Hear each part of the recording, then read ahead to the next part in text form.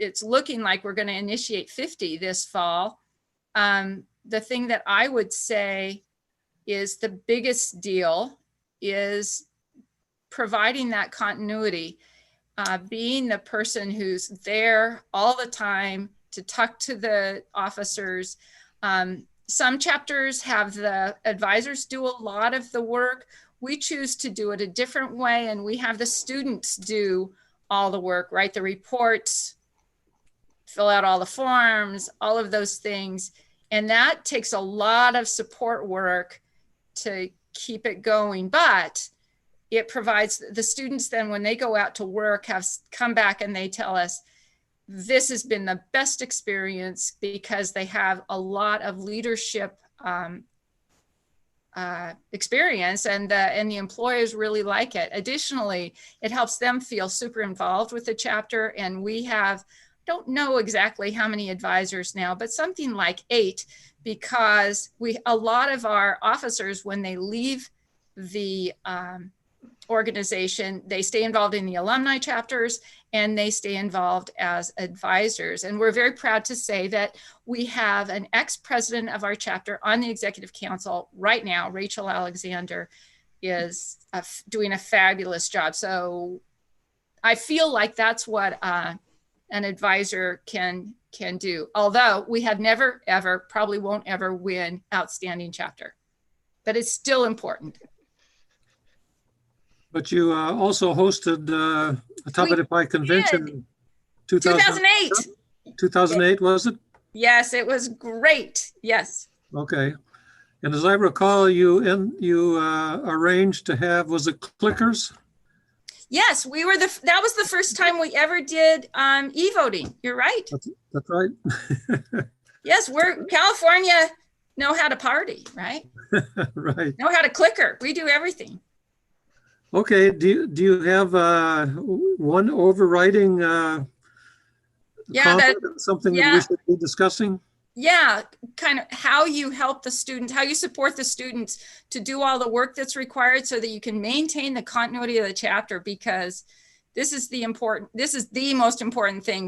We can't have alumni, we can't have people on the executive council, we can't have anything unless we bring in new members. And that's the advisors are the ones that kind of make that happen, keep the chapter vibrant. Okay, thanks very much. Next, we have Pat Ullman. And Pat is also at Sac State. He was Top of the Pike Outstanding Advisor in 2009. So Pat, could you introduce yourself? Yeah, like you said, I'm at Sac State. I'm, like Sue told you, I was initiated at Sac State in the second initiation for that brand new chapter at Sac State in 1984. I believe my name is 75th on the roll, in the roll book. So every time I used to be able to look at it when we did our initiations, but we've now initiated so many, we have a new roll book. So my name's in the archives. So, but that's okay. Yeah, I was outstanding I was awarded National Outstanding Advisor at Rutgers University in 2009. Yeah, that was a great honor. I just want to echo Sue's thoughts on the role of an advisor. That's what I'd like to talk about is, you know, when I became an advisor quite some time ago, I was a little bit worried that I wouldn't be able to do all of the things that needed to be done to keep the chapter going and to be able to support the students the way maybe that they needed. But what I found was less is best. If you're there and you're just basically a fly on the wall, your role is to watch what's going on and make sure everything that's critical, that's necessary, gets done. But what you do is you encourage the student group to be autonomous. Just let them do their thing. They're very, very smart, very capable. And as long as you just sort of watch what's going on, if they have any questions, be there to answer them. but for the most part, it's a well-oiled machine, and they'll just keep it going. And your job is to make sure the machine just keeps going. So the role of the advisor to me is the critical thing. I have seen some advisors. I was on the ARDC. I forget what that acronym means, but it was a group of advisors that were trying to engage new advisors over the years. And what I found is the advisors that might have a little bit of challenges are trying to be too involved in their chapter. So as long as you're there and you're checking them and answering questions, everything's fine. Okay. Okay, thanks, Pat. Mm-hmm. Okay, next panelist is Sandy Pitzak from UC Boulder. And she was Outstanding Advisor, Tabitha Advisor in 2016. So Sandy, are you with us? Yeah, I'm here. Okay. So, okay, hi everyone. I'm Sandy Pitzak. As Jim said, I'm Chief Advisor at Colorado Beta, which is the University of Colorado at Boulder. That was also the chapter where I initiated, and I had two different student officer positions. I was corresponding secretary one year, and then I was president the following year, and then I was elected to the advisory board about a month before I actually graduated. So I pretty much just stuck around and did never really leave. Let's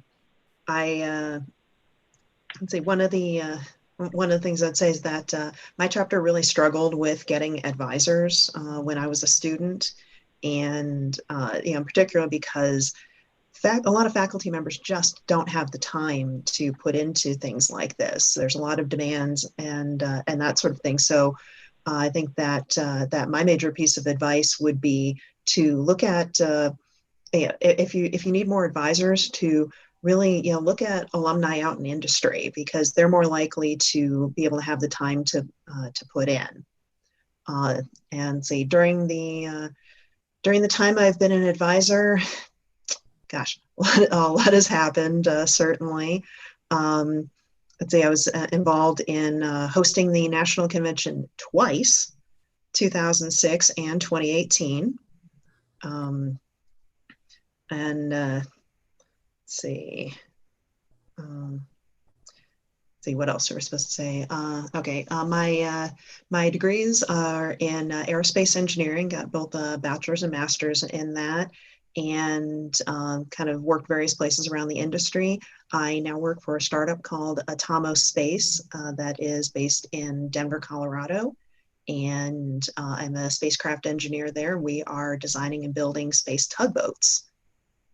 So that is, so I technically have no official affiliation with the university, which has its good and bad points.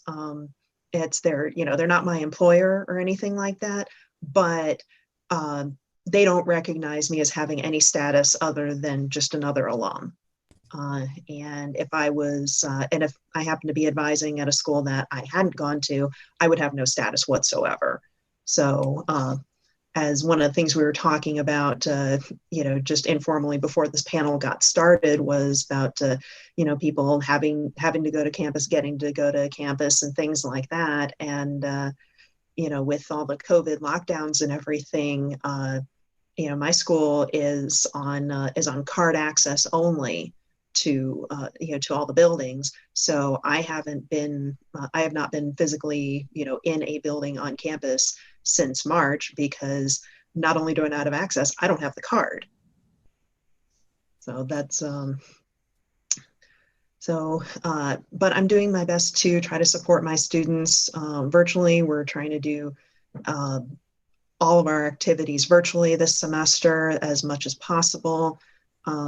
As for any physical items that need to be picked up, I've been exchanging things on my front porch with people, getting the graduation regalia back in the spring, and then getting some of the keys to students who initiated in the spring, but the keys weren't ordered until fall. So So that's some of what we've been up to.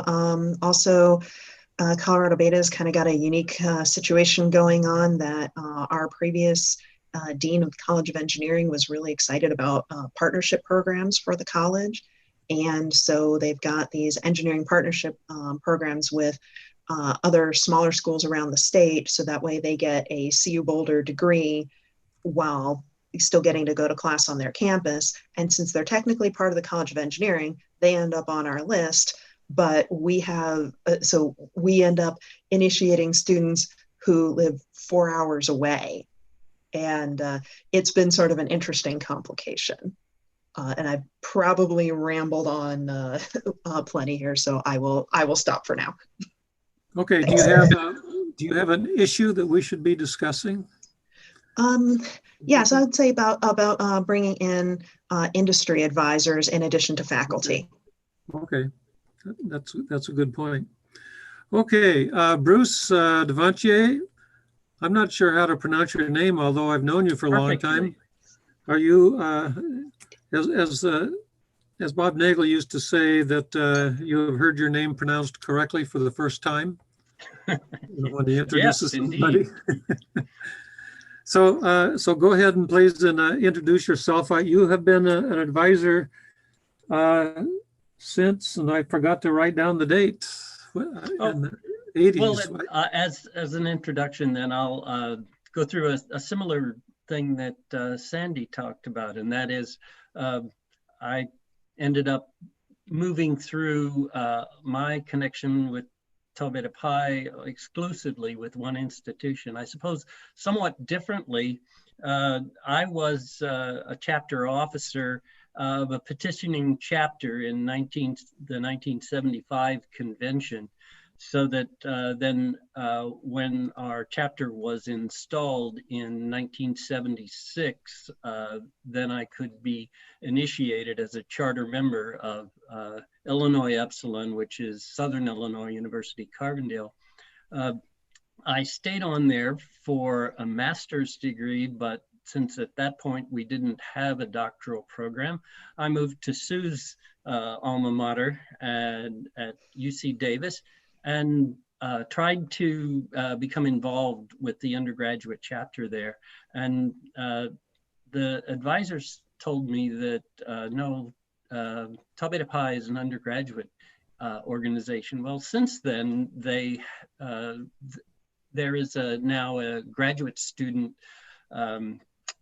initiation and requirements for membership in our Constitution. So that was taken care of. But then I came back on faculty in 1983 as an assistant professor at Southern Illinois University, Carbondale, and immediately became an advisor.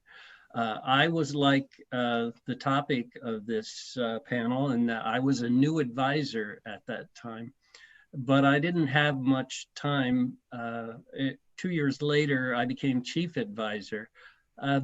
I sort of started out green, maybe like a lot of you. I know it's best if you have experience as an advisor before you take on the task of chief advisor, but sometimes people are put in the position, or they have no advisors and they need a chief advisor, and they try to do that. So I think we can talk about a lot of the topics together. The final additional background that I have with Tau Beta Pi is that 8 years ago, I became a district director, and now I'm seeing it from another aspect of this. And so for my important topic, I'd like us to consider what kind of resource contacts you have at the different levels. So for example, things like at headquarters, you would need if you need information on reports or getting your voting delegate registered, things like that. Those are maybe the first place to look.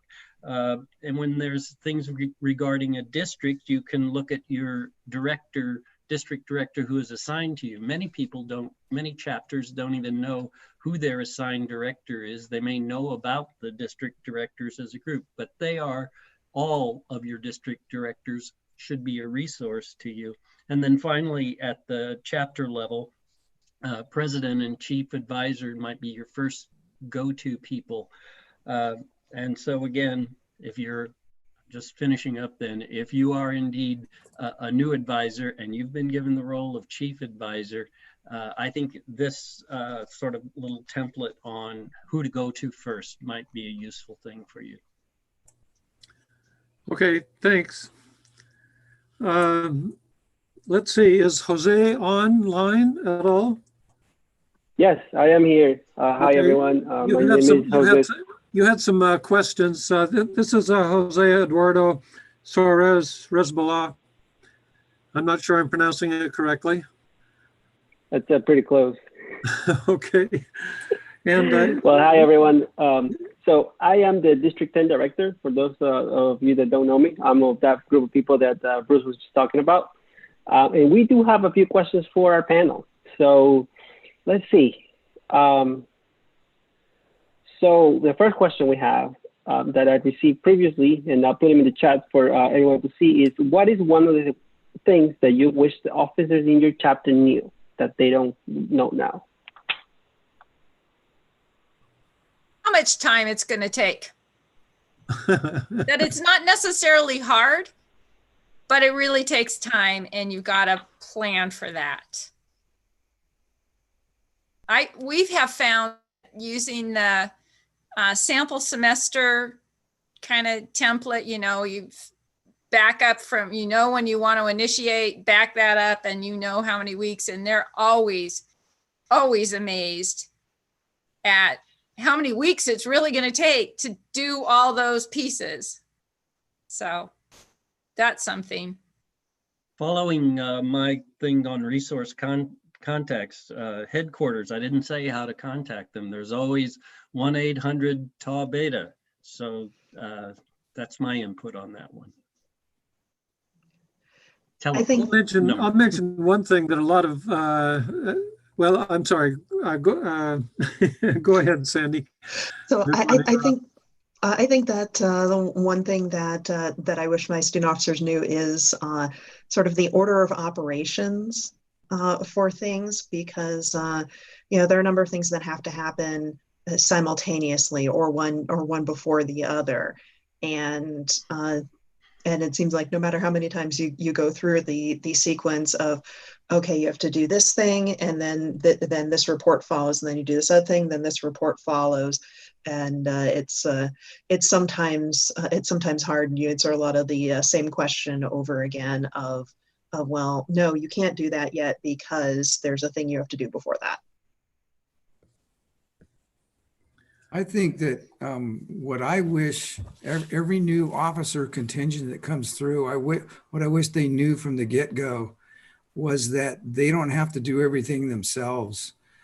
They have so much support from their fellow members, from their advisors, that they need to, a lot of times the president, I need to sort of sit them down and say, you need to learn to delegate here. You have courses you have classes as well as doing the Tau Beta Pi, recruit people to help you with this thing. And if you need me to help you do that, I'll help you do that. And that's why our chapter has evolved into having so many officers. I think, Sue, you said we have 8 now. They keep defining a new officer that has a certain role. And what that's a product of is us gradually taking some of the responsibilities that the president and vice president think they need to do and pass it off to someone else. One of the other things we do in our chapter, because we actually do have 50 will be kind of a small initiation class for this fall, but it's because it's virtual. We have a pretty big chapter and very active. They do a lot of stuff. We have the president only serve for 1 term, and then, but every term we have a president-elect, and what that usually ends up happening is there's a bunch of people who are doing those sorts of jobs around, like the person who was the president might actually be still hanging around and going to graduate that next term. And so they're there for as another resource. So we do try to, Pat's exactly right that there's a lot of help. Sue, I'm jealous of you having 50 be a small initiation class, because we got about double the usual interest this semester. I'm not entirely sure, what all's behind that, but but we're we're looking at close to 50, and I am beyond excited about this because this is huge. Oh, that's and wonderful. And I forgot to mention this earlier. We are going to hit a milestone. This initiation, Colorado Beta will initiate their 5,000th member. Awesome. Congratulations. Sue, what I wanted to add to yours was you have a built-in officer transition program with that president-elect, but there's where I think I want to tout the district program, because at district convention, we talk about officer transition. And so that's, I want to, tout that, make sure as many of your officers as possible, you as an advisor, try to make sure that as many of your officers as possible attend district conference. So, because that's one of the things that helps people feel less lost when they take over a new officer role, is if you have a formal officer transition. Well, and the transition. Just one sec. I just want to pile on that district, the value of the district program, because that is so true.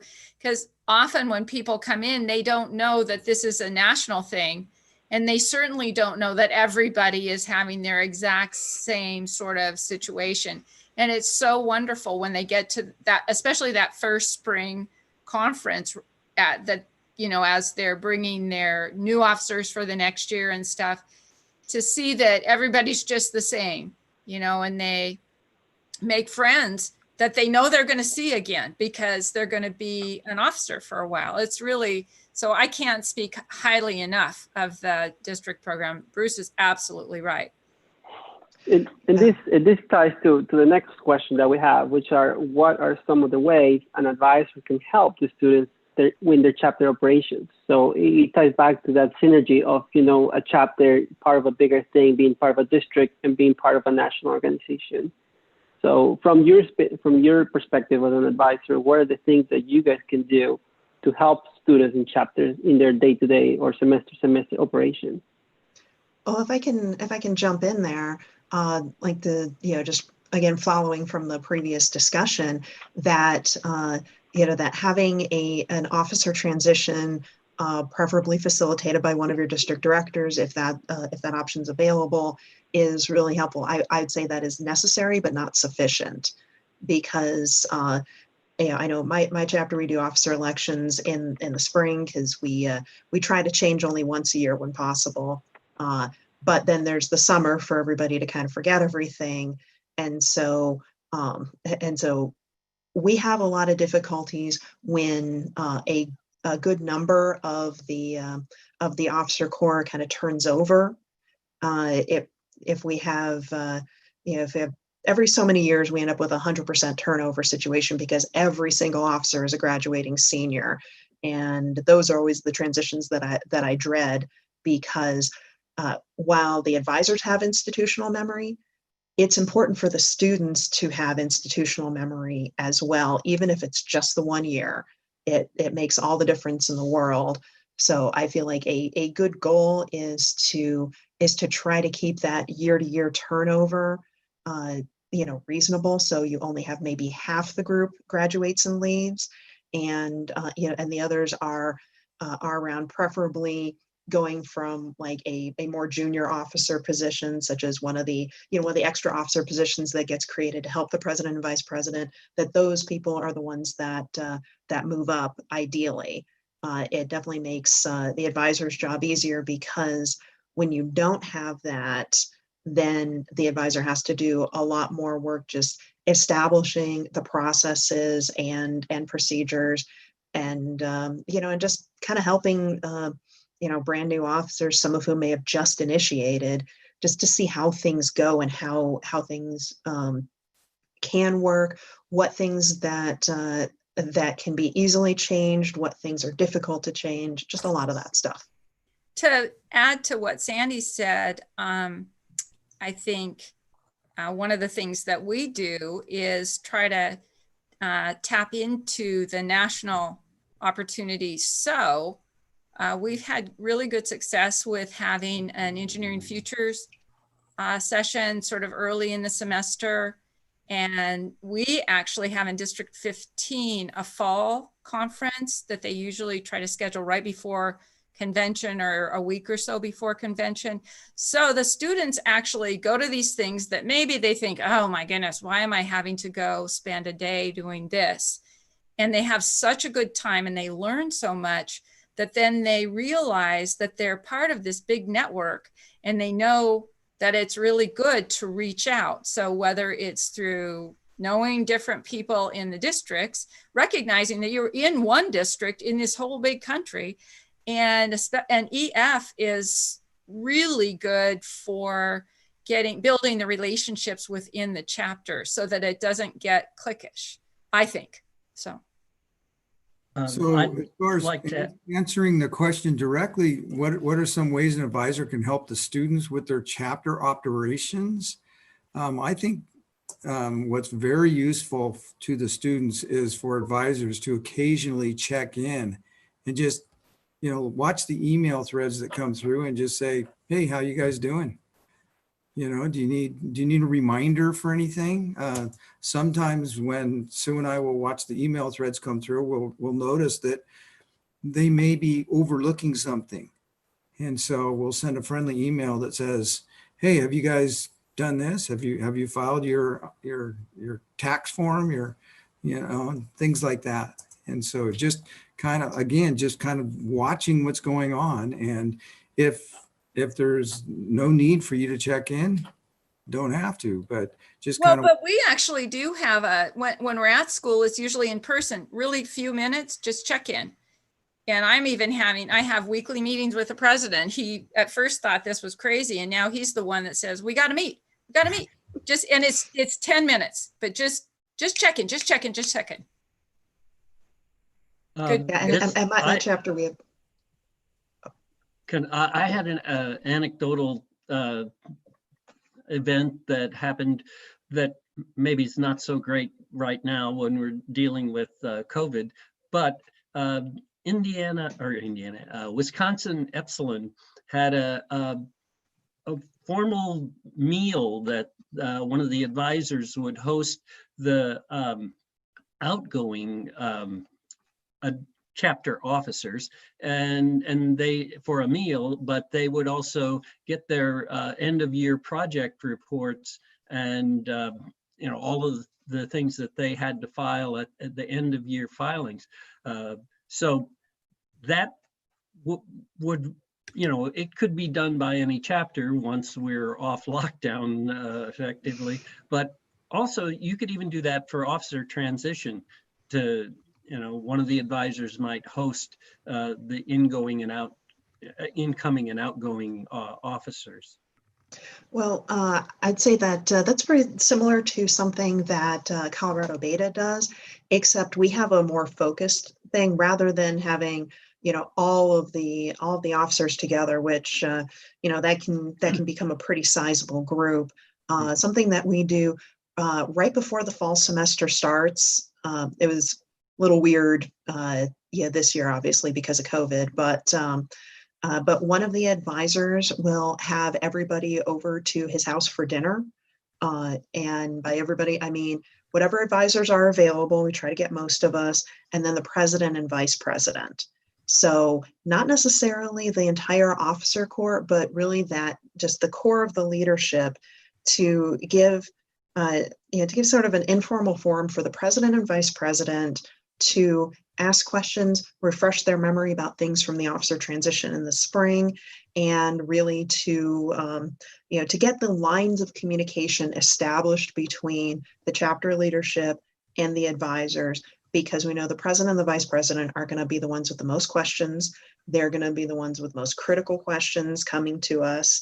And so we want to make sure that that they're already comfortable, talking with us, asking us questions. They know we're not gonna bite their heads off, for asking something silly, and it gives a good opportunity to get that stuff out there and to help them decide what direction they want to take the chapter on this year, and because it really is up to them. Great. This is really good, Bill. Thanks everyone for those great answers. So we do have a lot of questions that have come in. Thanks everyone on the audience for being so engaged. So I'll go ahead and ask a couple that I've seen here. So from Ling Ling, hopefully I said that right. What are 2-3 ways to encourage collegiate chapters to have joint event activities with alumni chapters? And what's your role as an advisor to promote, foster this interaction? I think being engaged in the alumni chapter, like being a member of it and going to it, helps you do that. And we're lucky because we have University of California, Davis is real close to us. So we have folks from both of those campuses who kind of stay in our area. And we encourage alumni to come to our initiation. We've even had people who were working in industry be able to sponsor the whole initiation banquet and stuff because they got their company to donate it. And so, things like that, and it makes them feel good. And, we ask people to speak. And so then the students see that the alumni are not just, people who are going to try to bend their ear, that they just want to hang out with them and encourage them. And so we do that because the students like it because they feel like it's for the students these days, everything has turned into almost a networking opportunity. That's not bad or good. It just is. So I would suggest that people, one, right off the top, if you don't know what alumni chapters are near you, you can contact your district directors. But also, I think as far as district directors, if they invite all of the alumni chapters and really try and get them to come, we've been successful in District 8. We have a continuing alumni panel for the spring conference, and that helps keep the the alumni chapters involved. Also, there's the headquarters has a director of alumni. I don't know the exact title. Alumni Director Affairs, of Alumni Affairs. Yeah. Right. That's Tricia.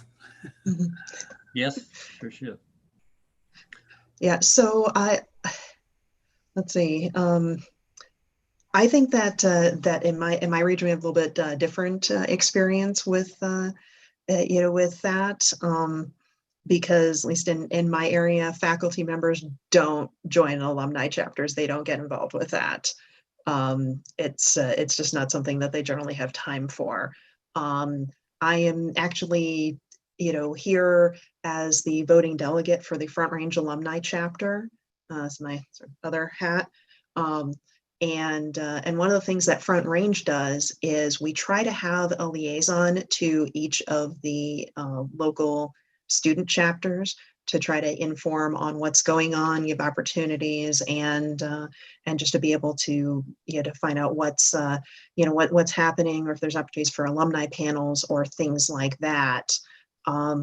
We've been a little bit inconsistent with that, but it's been very convenient for me to function as the liaison between Front Range and Colorado Beta. It kind of keeps both chapters up on what the other one is doing. We've had an alumni chapter in Ames, Iowa since I think maybe 1954, about that time, but it's been inactive since then. It's never been active. It would be nice if it were, but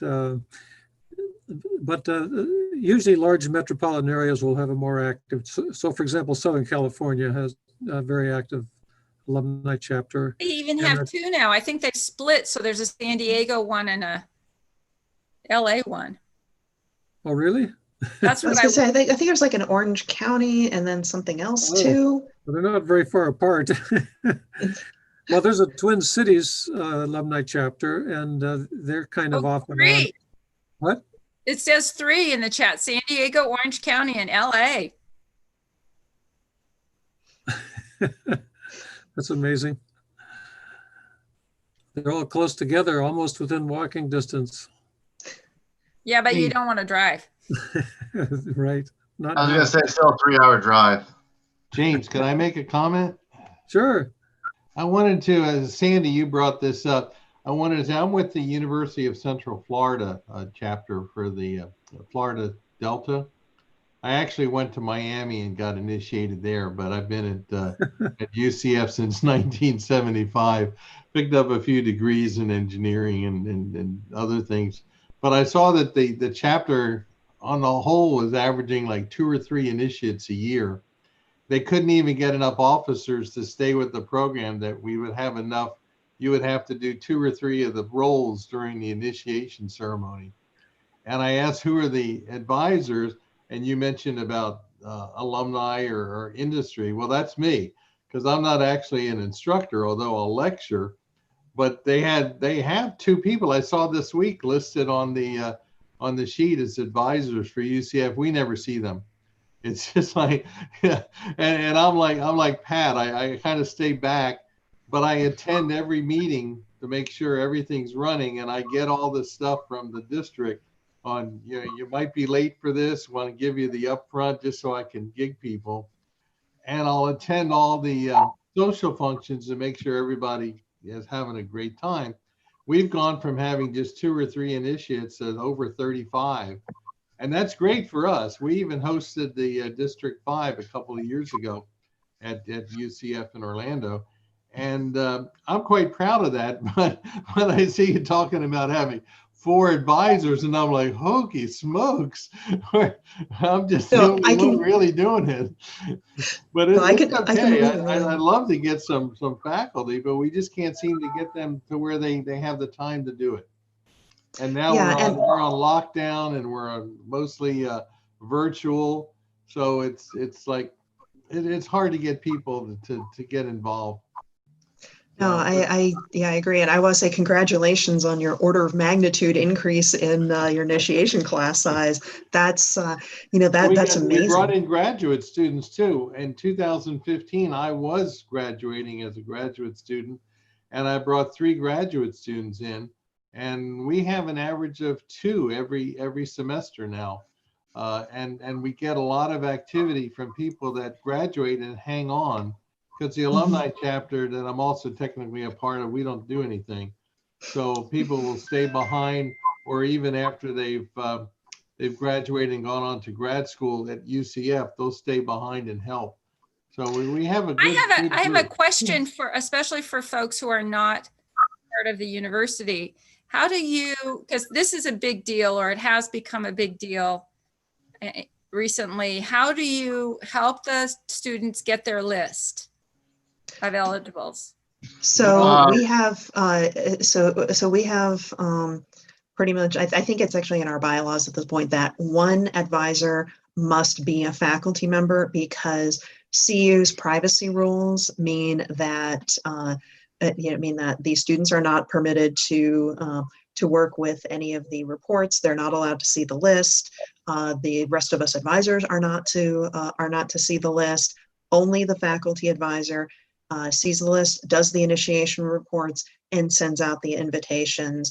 The only way the rest of us find out that a particular student was even on the list is if they show up to an info session or contact us directly saying they're interested in joining. So we have to have a faculty member at all times, and sort of an issue that we're dealing with right now, because our faculty advisor has just said that she's just way too busy and she needs to stop doing this. So we're trying to find a new person. Dave, what were you going to say? So we've got a little bit similar of a solution, but we identified somebody that was in the kind of administrative type role in the student services for the College of Engineering.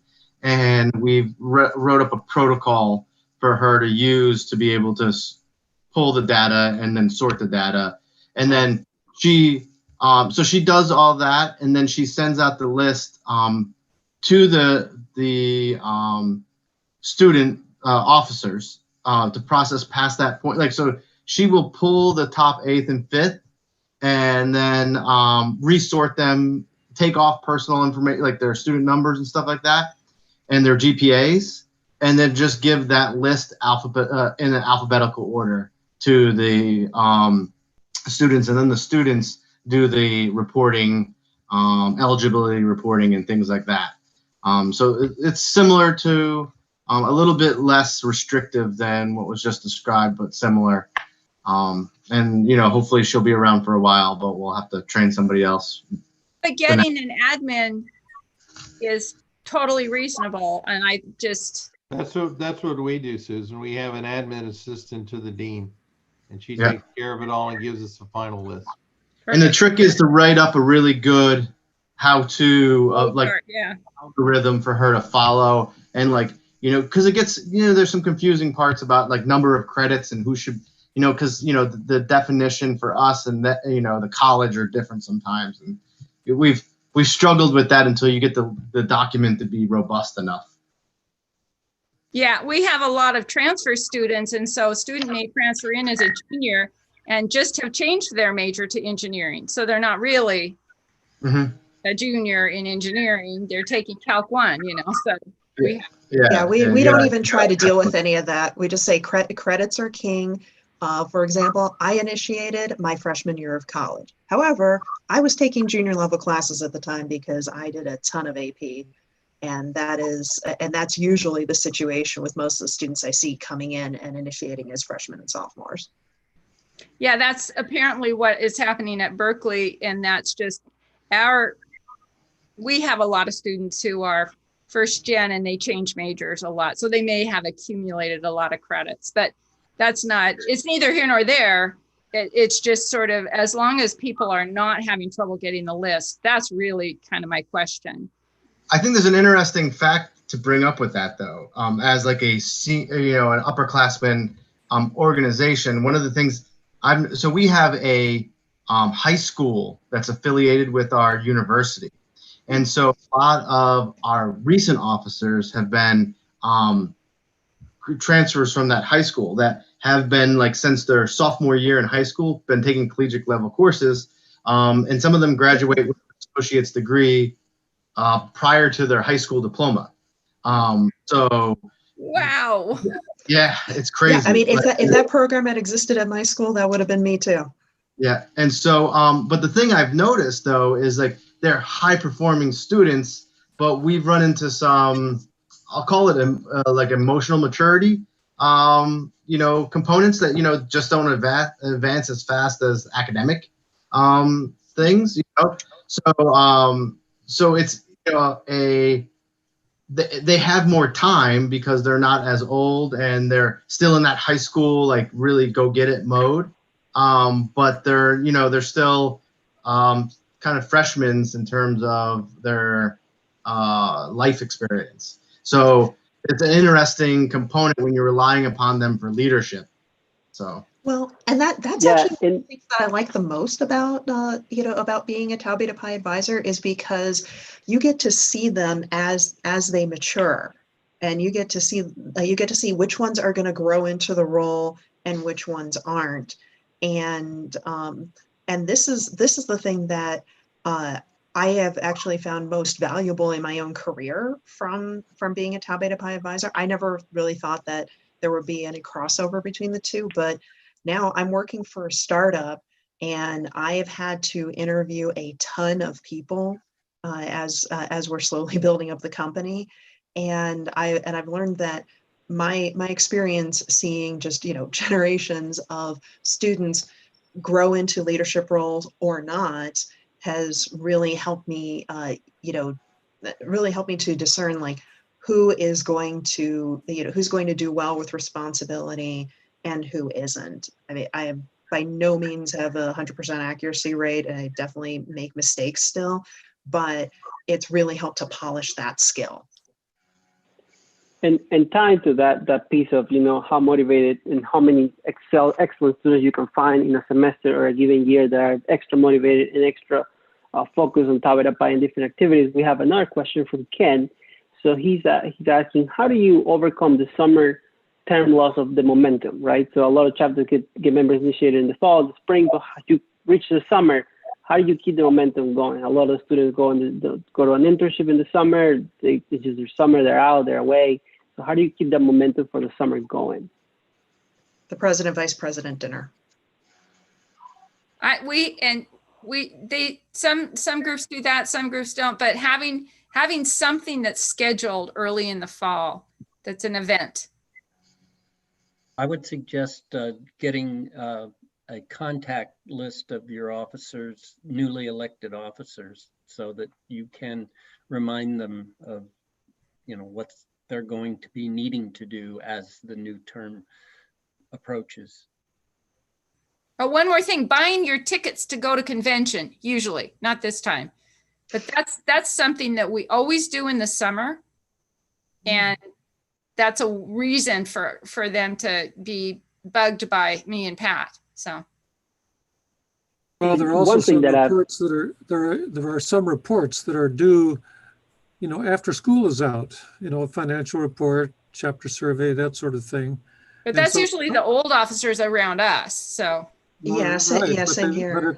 But it's after the semester is over or the quarter is over. But if at all possible, get them to do it before finals. Before they leave. Because especially the graduating seniors, once they graduate, they do not want to deal with this anymore. And frankly, they shouldn't have to. This was from their time as students. And if that's over, let them make the clean break and already have the reports done, because otherwise it's murder trying to chase after people who have already graduated and moved to wherever. Okay, there was another question. I think that Sue Hall mentioned it about having an office that's specific to your chapter.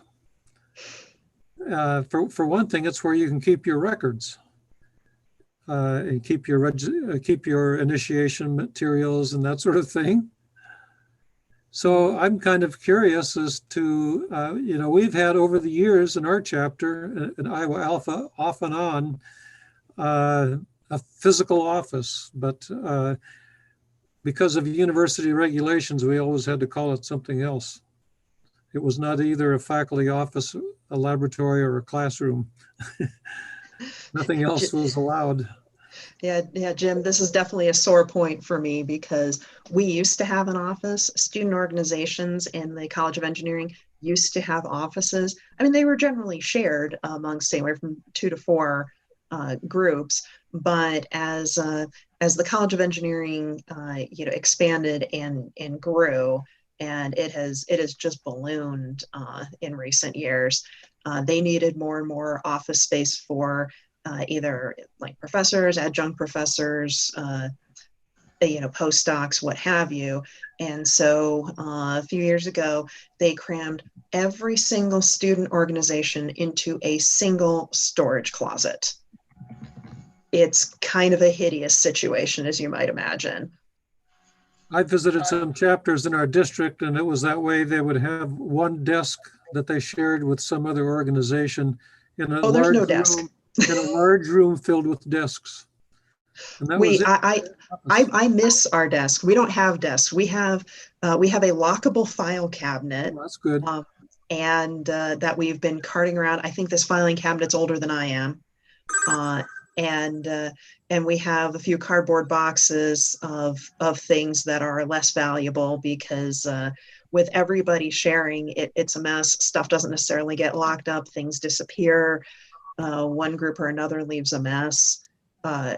When all this started getting sketchy, one of the advisors took the initiation kit home with him. So now it lives in his basement, and he just brings it for initiations because we had one semester that the dean's office decided to be helpful and clean out the office, and they saw the old cardboard box that our initiation kit was in, and they thought it was trash. And we didn't find this out till we showed up on the day of the initiation ceremony. Luckily, we found somebody who had access to the locker it had been stuffed in. but that was definitely a stressful day. Well, Yeah. again, Speaking- this is a value of finding somebody at the university to be active with the organization, whether it's an admin or faculty, because of the fabulous advisor crew and support we have from the Department of Mechanical Engineering. We have carved out a little space. It's actually in the high strength materials lab. So it's not really an office, but the students, we try to make time for them to have office hours and stuff like that. And they feel like it's theirs. And Sorry, oh, I cut you off. I'm sorry. no, go. It's fine. Oh, Go I was ahead, gonna say, David, because then I want to move on.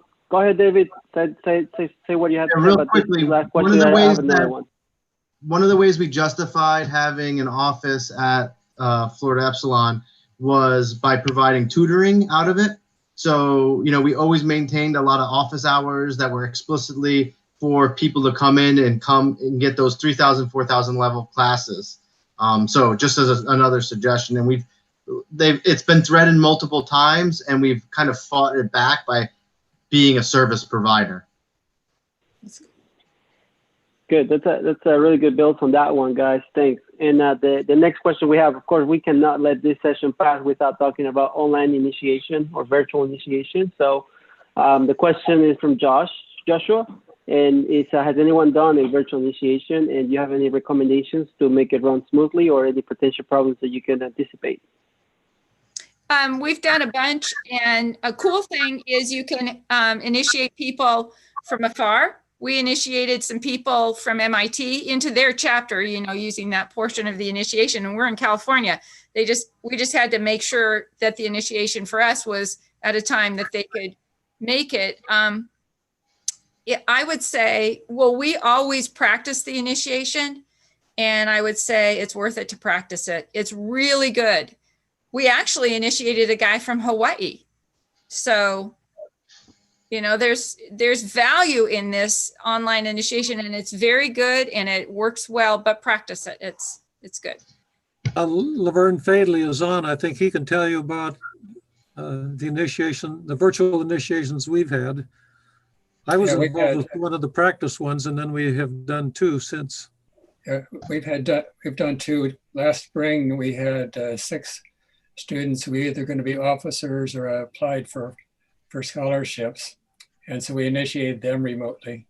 In that one, we used Zoom, but we used the student or individual, and they had to restart the initiation once.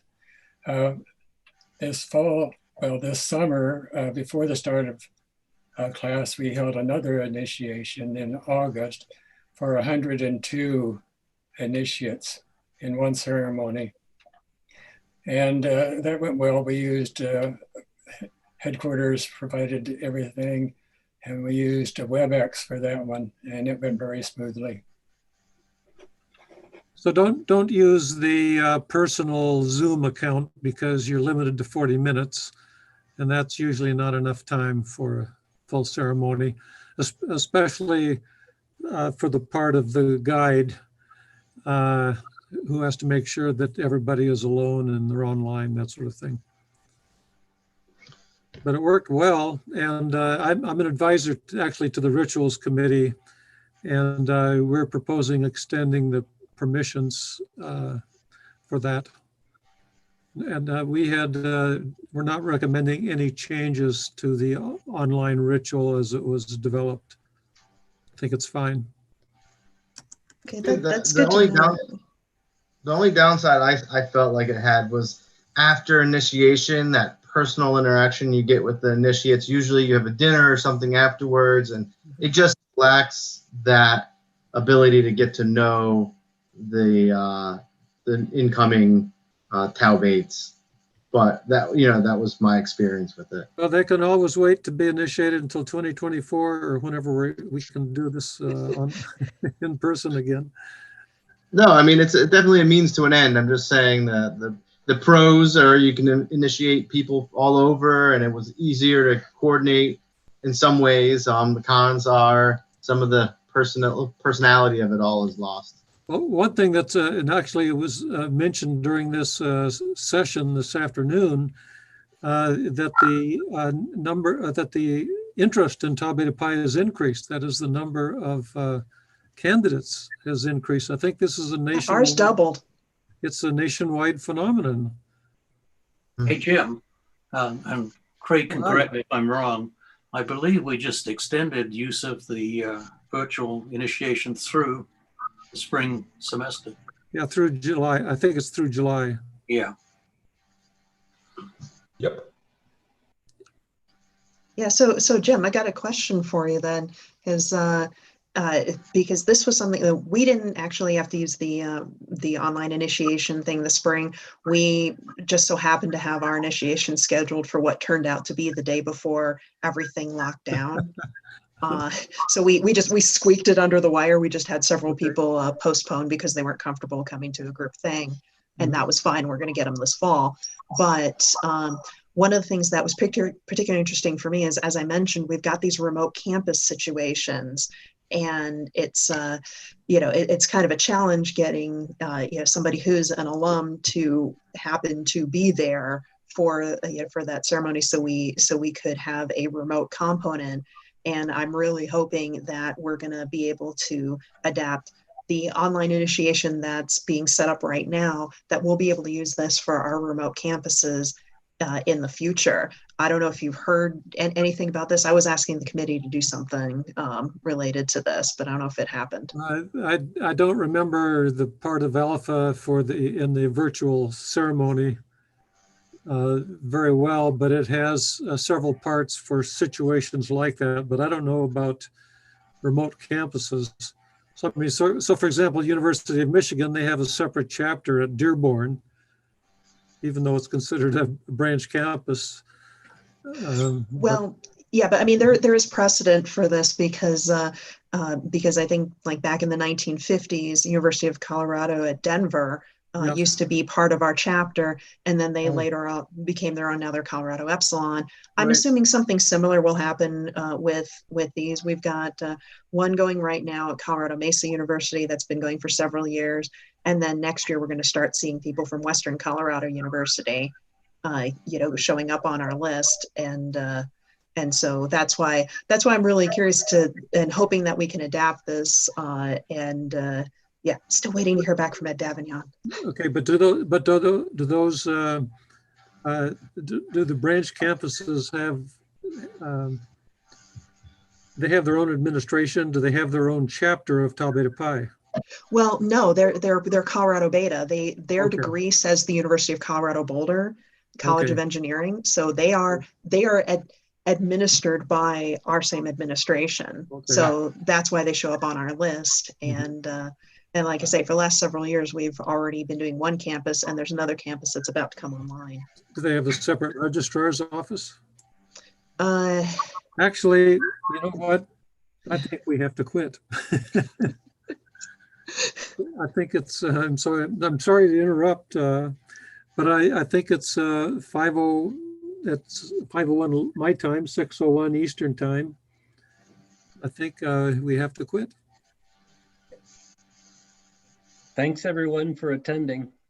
Yeah, thank you everyone. There is also feel free to reach out with questions. I'm on Whova. I'm on the Discord. Discord's a lot easier to get messages back and forth. Okay, there's a second advisor session tomorrow evening, especially oriented towards new advisors, but everyone is welcome. We can continue this sort of discussion as well. Thank you for joining us. Thank you. Tau Beta Pi for life. Thank you, everyone. Enjoy the rest of the Bye. So long. Bye.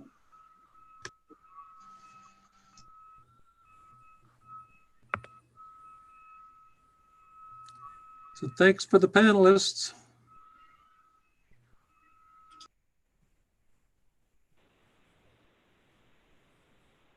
All right, I think we're all good to go. I stopped the recording.